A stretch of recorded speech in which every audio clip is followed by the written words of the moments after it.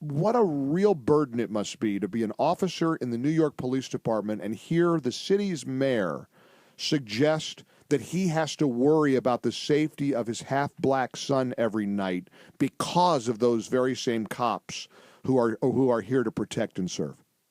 Well, I agree that it is outrageous, but it should no longer be shocking.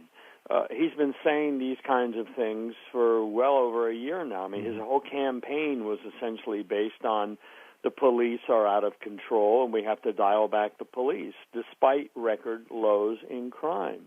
So I think it is shameful, but it has now become par for the course. And in many ways, I think that's even more dangerous, Mike, because this becomes a new normal for people in New York to think of the police this way. Right. It took 20 years for under Giuliani and Bloomberg to really bring the crime rates down to this level. And so far we have not seen a spike in crime. We've seen short spurts, but we haven't seen a continued spike.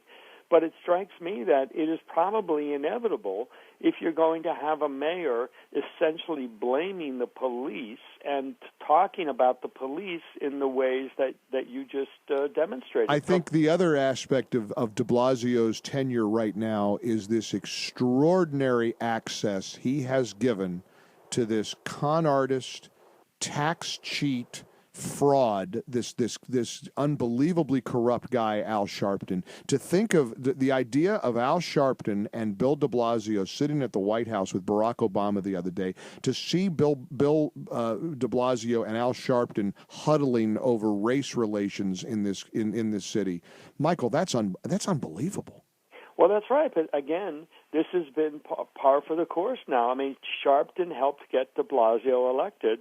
And we have to say that de Blasio not only pays back his debt, he pays and pays and pays. Mm-hmm. It is terrifying, frankly, to think of what the future of the city holds if the de Blasio mindset it becomes a permanent state of affairs.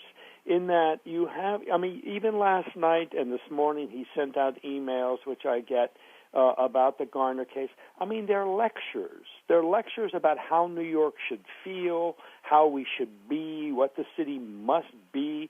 I mean, he takes no account that not everybody sees things his way. And therefore, from my own perspective, when you read this, you feel left out. You don't feel this mayor represents you. And I think a lot of the people who write to me and about my columns feel the same way, that this mayor, this president, they no longer represent them. They are wishing them ill.